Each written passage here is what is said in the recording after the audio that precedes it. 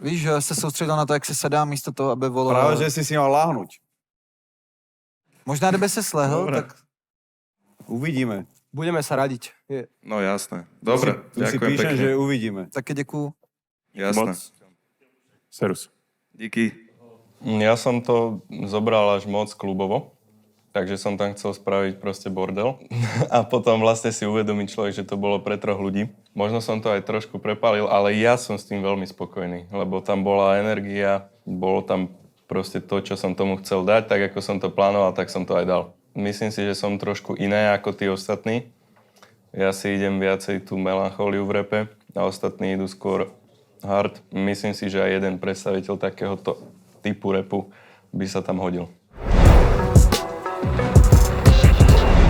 Som veľmi rád, ale ako som vravel v minulom rozhovore, tak som to čakal, že sa sem dostanem. Ale som rád, teší ma to, že som sa sem dostal.